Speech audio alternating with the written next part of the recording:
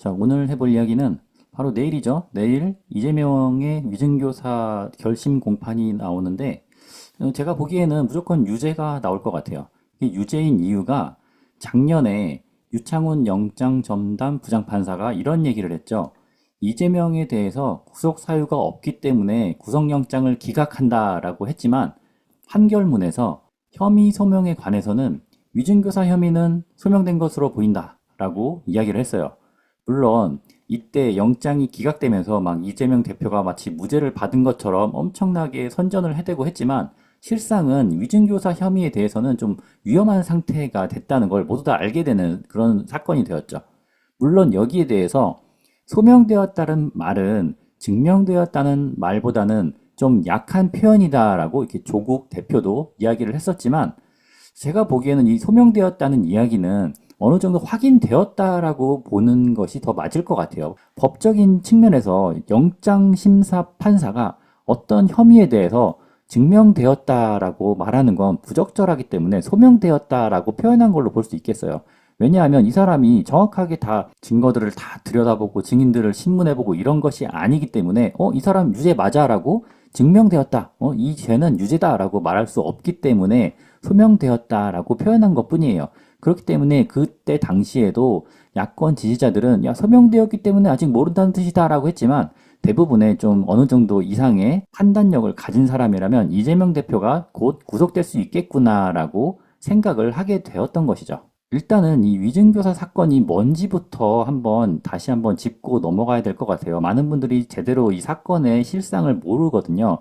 일단은 여기에서 나오는 등장인물은 크게 3명으로 볼 수 있겠어요. KBS 최철호 PD, 당시 추정 60분의 담당 PD였고요. 그리고 이재명 대표는 당시에 변호사 활동을 하고 있었어요. 그리고 이 위증교사 사건의 시발점이 된 피해자는 성남시장이었는데 당시 고 김병량 성남시장입니다. 이 사람들이 어떤 일을 했느냐?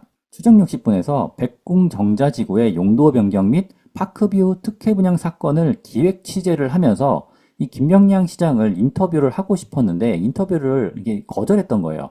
그래서 이 최철호 PD가 수원지검의 검사인 척 하면서 김병량 시장에게 전화를 걸었던 거죠. 근데 그 과정에서 이재명 당시 변호사가 이 최철호 PD를 도와서 수원지검에 어떤 검사가 있는지 이름을 알려주고 뭐 어떤 식으로 질문을 해라라고 옆에서 코치를 했다고 지금 증언이 나오고 있어요. 그러니까 최철호 PD의 증언은 추정 60분 취재를 위해서 내가 주도해서 사칭을 했고 이재명이 옆에서 코치해줬다라고 이렇게 증언을 했어요.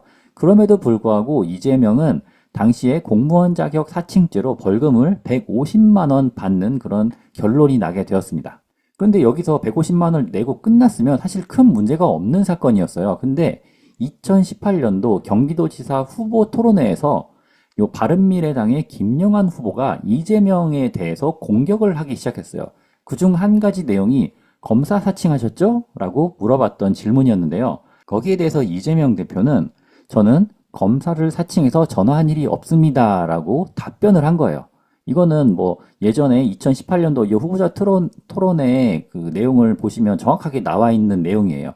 그러니까 이때 당시에 검사 사칭으로 벌금 150만 원형을 확정받았던 이재명이 저는 검사를 사칭해서 전화한 일이 없습니다라고 하는 뻔히 보이는 거짓말을 한 거라고 판단을 한 거죠.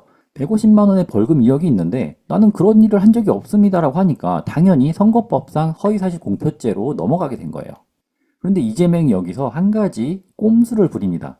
이 김병량 성남시장이 당시에 사망을 한 상태였던 거예요. 그러니까 당사자가 없는 상태이기 때문에 당시 김병량 시장의 수행비서였던 김진성이라는 사람을 통해서 자신에게 유리한 증언을 하도록 회유를 한 거죠. 물론 그 당시에는 이게 회유한 건지 몰랐지만 아무튼 이 김진성 씨가 성남시장과 KBS가 짜고 이재명을 제거하기 위해서 거래를 했다. 왜냐하면 당시 KBS가 조작방송으로 위상이 떨어져 가고 있는 상태에서 추정 60분에서도 이런 문제가 발생을 한다면 굉장히 곤란한 상황이었기 때문에 KBS로서는 이 문제를 좀 털어내고 싶어 했고, 그리고 김병량 성남시장도 당시에 이재명이라는 정치적인 경쟁자를 제거하기 위해서 이재명에게 이렇게 뒤집어 씌우는 게 KBS와 성남시의 이해관계가 맞아떨어졌다라고 증언을 한 거예요. 그에 따라서 이재명 대표는 검사 사칭을 한 적이 없다라는 그런 발언에 대해서는 무죄를 받아내게 된 거죠.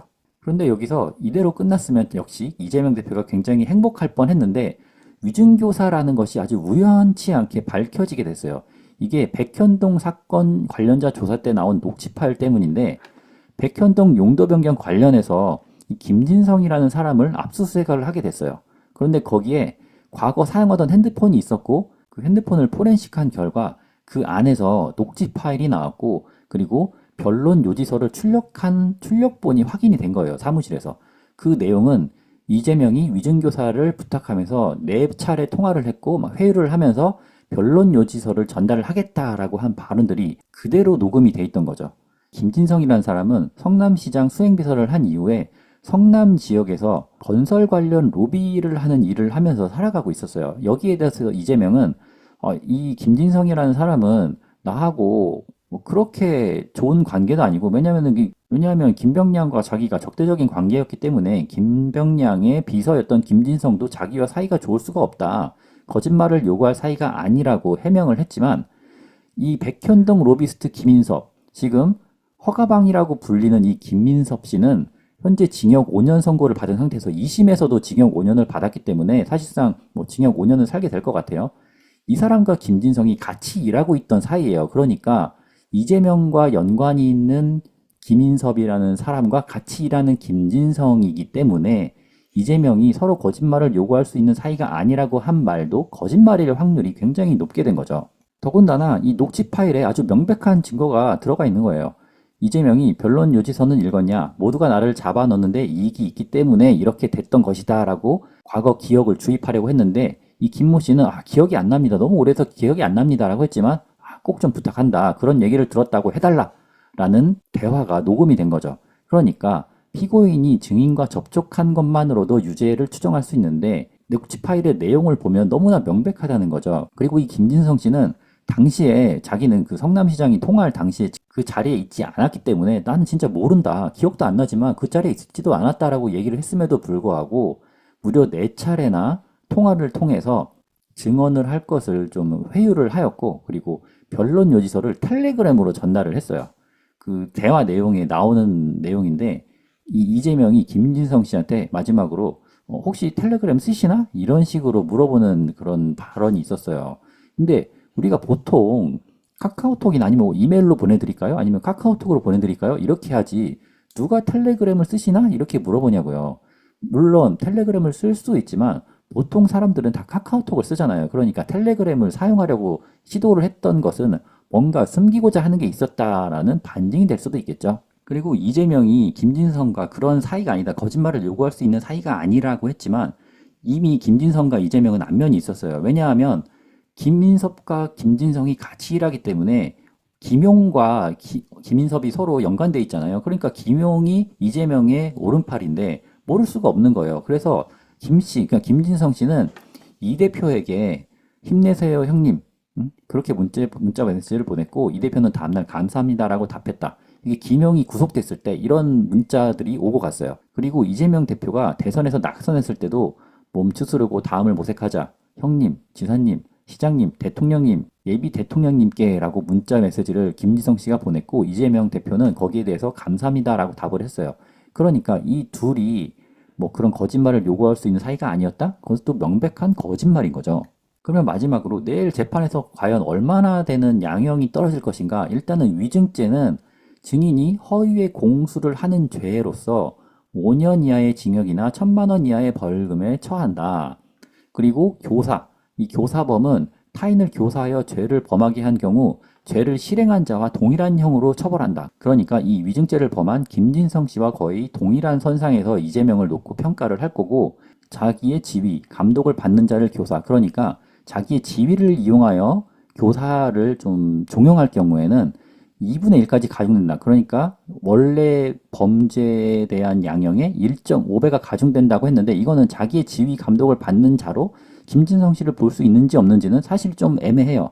그런데 문제는 요 5년 이하의 징역이나 1,000만 원 이하의 벌금인데 보통은 우리가 법원에서 선고를 하는 기준이 이 사람을 뭐 벌하겠다 이런 것도 물론 목적이 있지만 이 사람을 교화시키겠다라는 그런 목적이 가장 크거든요.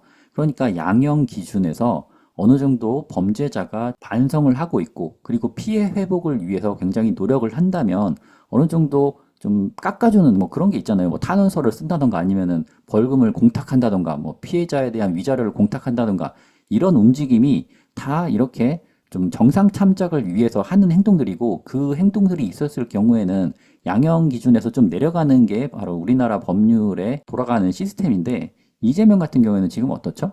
이 위증교사에 대해서도 명백한 증거가 있는데 전혀 거기에 대해서 반성을 하거나 그리고 인정을 하고 있지 않아요.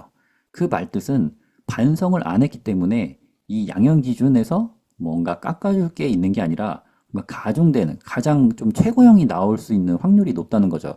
이전에 있었던 선거법 재판에서도 벌금형이 아닌 징역 2년형을 구형한 게 양형 기준상 이게 가중되는 요인만 있고 좀 깎아줄 만한 요인이 전혀 없다라고 해서 2년이 나온 거예요. 보통 선거법 관련해서는 재판을 하고 나면 벌금형으로 끝나는 경우가 많은데 징역형이 나오는 경우는 굉장히 이례적인 상황이죠. 위증교사에 대해서도 마찬가지로 지금 이재명 대표가 전혀 인정하지 않고 반성하고 있지 않기 때문에 이 법정 한도 내에서 가장 세게 나올 것이다. 그러니까 5년까지는 아니겠지만 뭐 2년보다 높은 3년, 이번에서도 아무래도 야당 대표라는 그런 부담감이 있기 때문에 징역형에서 이제 집행유예가 나오는 최고형인 3년 정도 구형을 할 수 있다고 봐요. 제가 보기에는 3년에서 4년 정도의 구형이 나올 것 같은데 내일 어떻게 나오는지 지켜보는 게 정말 재밌는 포인트가 될 것 같습니다. 자, 오늘 여기까지 하고 다음 시간에 또 다른 소식으로 찾아뵙도록 하겠습니다. 감사합니다.